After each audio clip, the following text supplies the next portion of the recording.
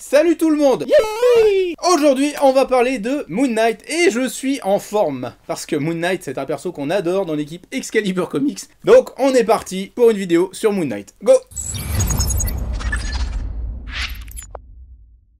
Très clairement, Moon Knight c'est un des personnages les plus populaires de chez Marvel. Un personnage secondaire, de seconde zone, vraiment pas le personnage le plus mis en avant, mais il bénéficie quand même d'une certaine popularité. Ce qui lui a permis par exemple de faire partie de l'équipe des Secret Avengers, quand Captain America la gérait. Ça lui permet aussi d'être présent dans certains crossovers ou certains events. Et puis il a quand même eu une série Disney+. Bon, chacun pense ce qu'il veut de la qualité de la série, mais quand même la prestation de Oscar Isaac en Moon Knight était quand même très cool. Il cernait bien le personnage et ses particularités, sur lesquelles on va revenir juste après. On va faire un petit point ensemble sur les comics Moon Knight, puisqu'est bien le tome 5 de la série en 100% de Moon Knight va sortir très prochainement. Ce sera le dernier tome de la première partie de ce run, et donc c'est la parfaite occasion pour revenir sur les comics qu'il faut absolument lire sur Moon Knight. Commençons par mettre quelque chose au clair très rapidement. Moon Knight, ce n'est pas le Batman de Marvel. Les personnages n'ont pas grand chose à voir, à part qu'ils enquêtent dans les rues sales d'une ville sale. Moon Knight à New York, bien évidemment, Batman à Gotham City, la ville fictive. Mais franchement, les personnages n'ont pas grand chose à voir d'un point de vue super-héroïque ou quoi que ce soit d'autre. Vraiment, ce sont deux personnages très distincts l'un de l'autre. Parce que là où Batman se comporte en sale gosse de riche qui met sur la tronche aux criminels pour régler ses problèmes perso, Moon Knight, c'est un personnage dévot. Un personnage qui voue une dévotion à un dieu, le dieu égyptien Khonshu, qui guide les voyageurs de la nuit. Et il y a quand même un truc un peu plus intéressant chez Moon Knight, ou en tous les cas un peu plus optimiste et un peu plus sympathique. À l'inverse de Batman qui ferait mieux de se payer un psy pour régler ses problèmes, Moon Knight, lui, il assume très bien ses problèmes, ses troubles de la personnalité pour aider les autres et être dans une démarche altruiste finalement. Et justement, ces personnalités, eh bien, on va vous les présenter parce que eh bien, c'est l'une des particularités, et ça fait tout le sel en fait des comics de Moon Knight. Parlons-en de ces personnalités. Moon Knight, c'est ce gars-là. Un mec en costume de super-héros tout blanc qui ressemble un peu à la Lune. Le Chevalier de la Lune, évidemment, c'est son titre si on le traduit. Et donc forcément, il se balade avec ce costume de toit en toit. Oui, un costume blanc, c'est pas hyper discret la nuit, mais lui, il s'en tape. Et sous le masque de Moon Knight, il y a trois personnalités bien distinctes les unes des autres et qui font tout le sel et toute la richesse du personnage de Moon Knight. Le premier, celle qu'on suppose être la plus ancienne, parce que c'est celle à laquelle on est introduite dès le départ, c'est Mark Spector. Mark Spector, c'est un ancien mercenaire qui s'engageait dans des missions pas jolies pour buter femmes et enfants, hein, faut bien dire ce qui est, dans des pays en conflit et pas très développés, donc vraiment une pourriture. Au cours d'une de ces missions, il va se faire tuer par le chef de l'équipe, son leader, et c'est à ce moment-là qu'il va avoir une révélation que le dieu égyptien Khonshu va lui apparaître. Et c'est aussi à ce moment-là où on peut se demander s'il n'a pas carrément pété un câblage et que ces autres personnalités ont commencé à se développer, pourrait bien atténuer un peu sa culpabilité, ou même carrément s'il n'est pas en fait complètement mort depuis ce jour-là, et qu'il s'imagine tout un délire, toute une vie rêvée et fantasmée telle qu'il aurait voulu la vivre, se rêvant comme un super-héros qui aide les autres. Et c'est toute cette ambiguïté en fait dans le personnage et dans ce qu'il vit et dans ce qu'il a vécu qui est hyper intéressante et qui fait une des richesses et un des gros intérêts du personnage. Parce qu'on ne sait jamais vraiment où il est, où il se situe entre la réalité et le rêve, les hallucinations. Donc franchement, c'est un excellent point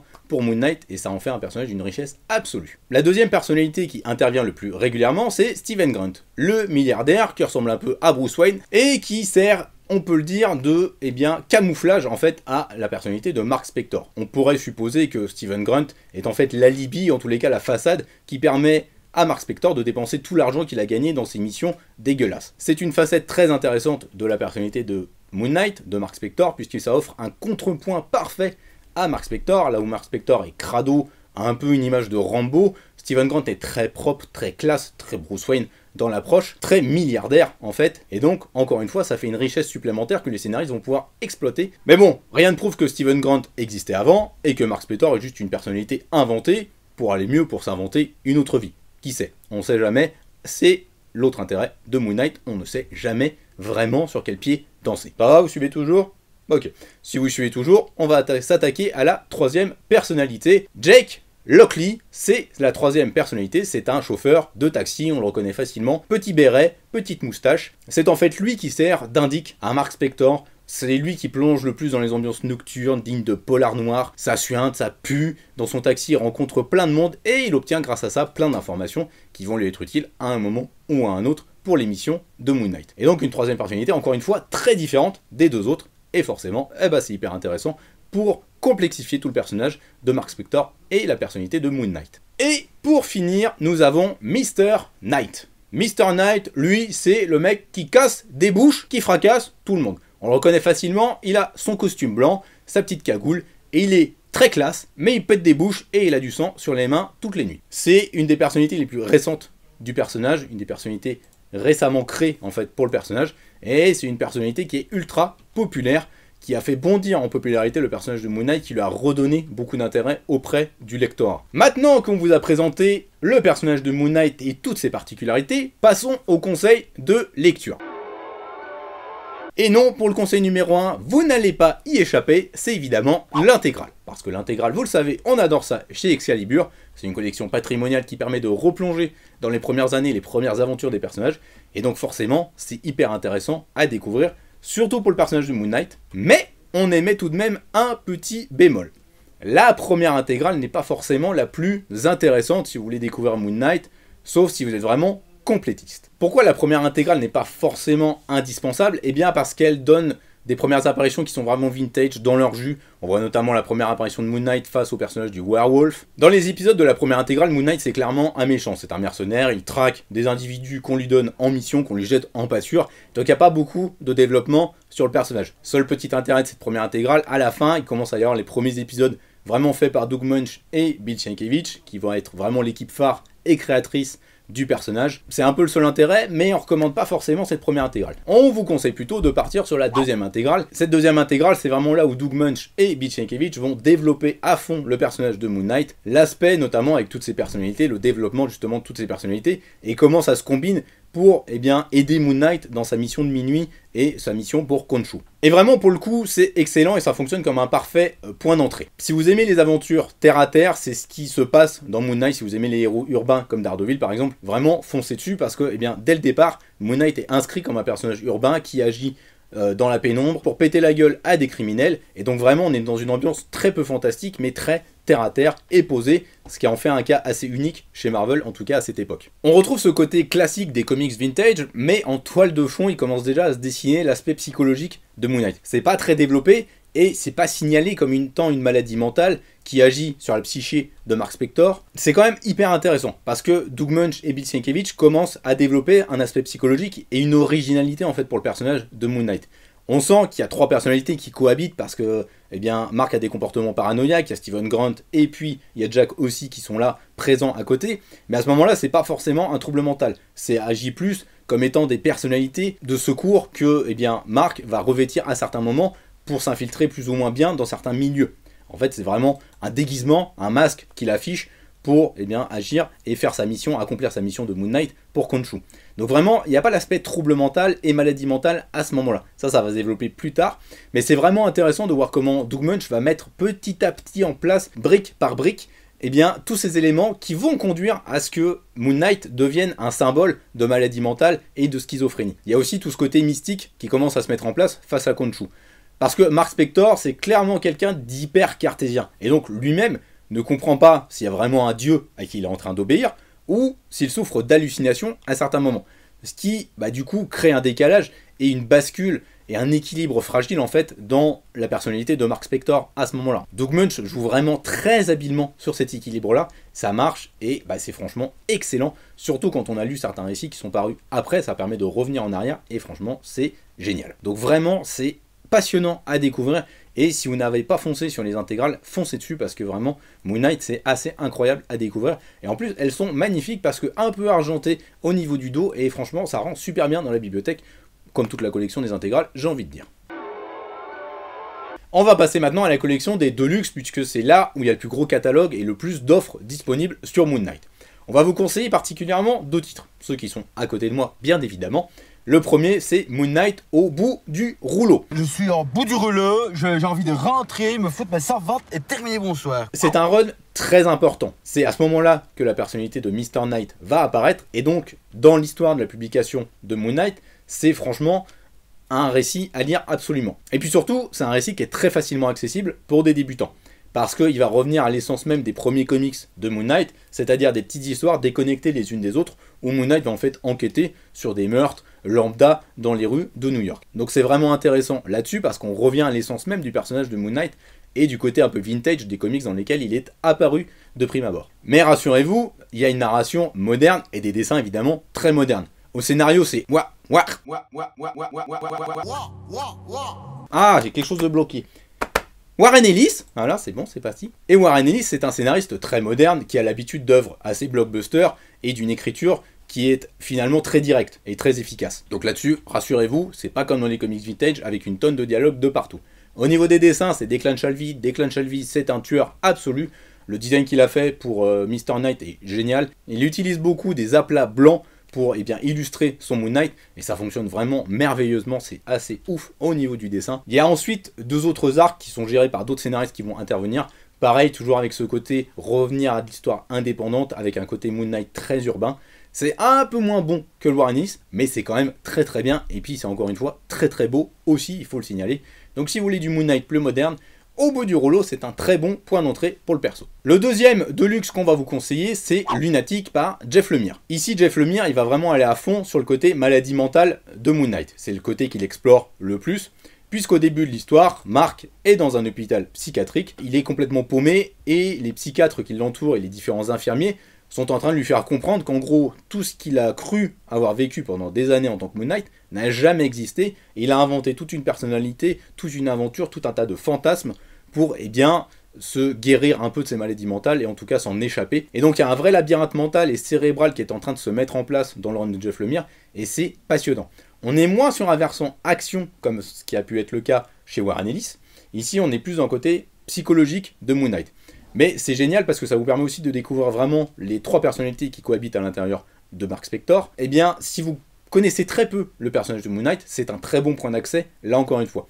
Moi, à titre personnel, ça a été mon point d'entrée dans l'univers de Moon Knight. J'avais kiffé ma lecture, j'étais complètement paumé. Ça ressemble beaucoup, en fait, si vous voulez, à l'armée des 12 singes, où on est perdu avec ce personnage, on ne sait jamais où il est entre réalité et fiction.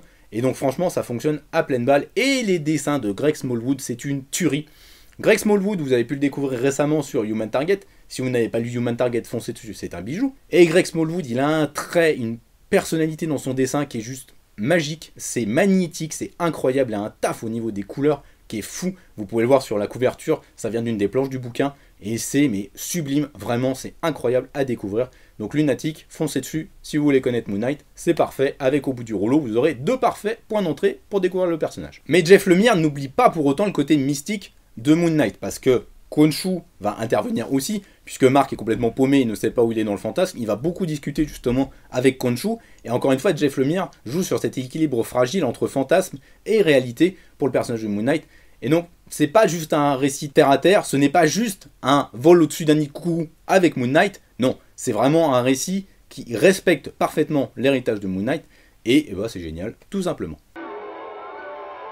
Le troisième conseil qu'on va vous donner, c'est la série publiée actuellement en 100% et scénarisée par Jed MacKay. Jed MacKay, on vous en a déjà parlé dans la vidéo dédiée à Marvel Comics, puisque c'est lui aujourd'hui qui gère le destin des Avengers. Jed MacKay, c'est le scénariste qui est monté en puissance petit à petit chez Marvel, qui a gravi tous les échelons, et c'est vraiment Moon Knight qui l'a fait exploser, qui a montré à tout le monde son grand talent, et c'est une série géniale qu'on vous recommande très fortement. Alors pour vous situer un petit peu au niveau de l'histoire, on se déroule après le tome 7 de Avengers, l'ère de Khonshu, mais bonne nouvelle, vous n'avez pas besoin de le lire. Pourquoi bonne nouvelle? Parce que c'est pas bon tout simplement, comme tout le run de Jason Aaron. Vous avez juste besoin de vous lancer dans le premier tome de Moon Knight, ça suffira, il y aura un petit résumé et ce sera parfait, pas besoin de se fader, l'ère de Khonshu, c'est nickel, génial, parfait.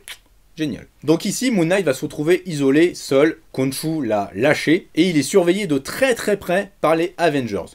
Mais il va revenir aux sources de sa mission, et il va fonder ce qu'il appelle la mission de minuit, c'est-à-dire un lieu qui va accueillir les voyageurs de la nuit, ceux qui sont persécutés, notamment par exemple des vampires, ou bien tout un tas d'êtres différents, qui subissent des persécutions la nuit par d'autres communautés. Et ce qu'il y a de génial en fait avec la formule de Jed MacKay, c'est que, j'ai envie de dire presque pour la première fois, il va vraiment créer un roster de personnages secondaires autour de Moon Knight.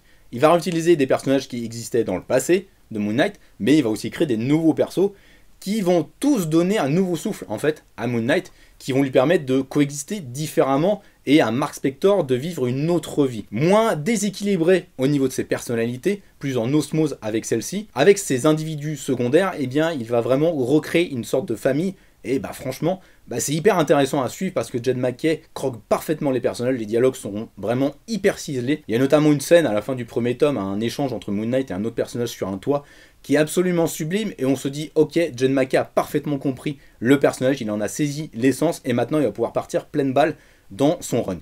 Donc vraiment, c'est très très intéressant à découvrir, c'est une super lecture, une lecture vraiment captivante.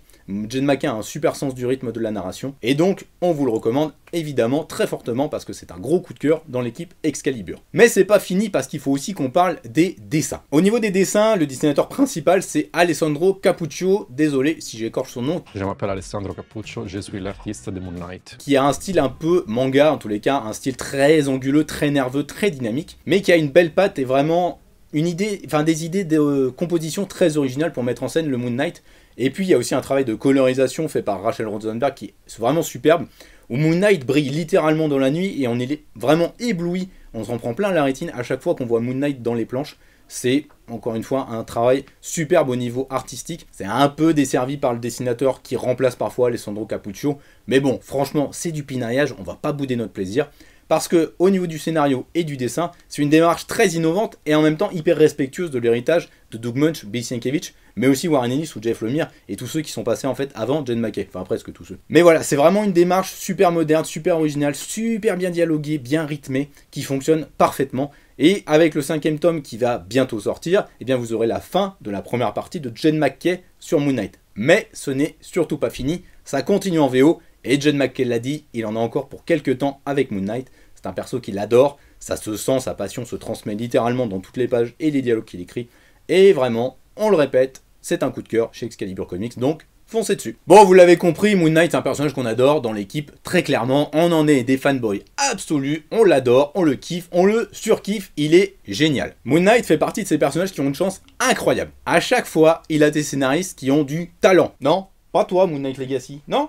Des gens qui ont une vision, qui ont quelque chose à dire sur Moon Knight, qui respectent ce qui a été fait précédemment et qui vont chercher à emmener Moon Knight beaucoup plus loin que les travaux précédents justement et à offrir quelque chose de nouveau pour le lectorat et pour le personnage bien entendu. Donc vraiment sur Moon Knight, vous pouvez aller sur presque n'importe quel récit, pour Moon Knight Legacy du coup, mais vous pouvez foncer sur les Deluxe qui sont dispo, la série en 100% ou les intégrales, et vous aurez, on vous l'assure, de superbes lectures à chaque fois, et vous découvrirez un personnage d'une richesse incroyable. C'est pas pour rien que Disney Plus a voulu l'adapter dans une série télé, et peu importe le résultat et ce qu'on en pense, lire les comics sur Moon Knight c'est vachement plus intéressant et gratifiant, parce qu'il y a un travail en profondeur sur la psychologie du personnage, qui ne peut pas être réalisé dans une série télé, tout simplement. Donc foncez découvrir Moon Knight si ce n'est pas déjà fait, on vous le recommande très fortement, et on vous le garantit, vous ne serez pas déçus, c'est certain. En attendant, n'hésitez pas à nous dire en commentaire quels sont vos récits préférés de Moon Knight, ou si on vous a donné envie de découvrir Moon Knight. N'oubliez pas évidemment de vous abonner, et puis de partager cette vidéo, on compte sur vous, et on se dit à la prochaine. Ciao!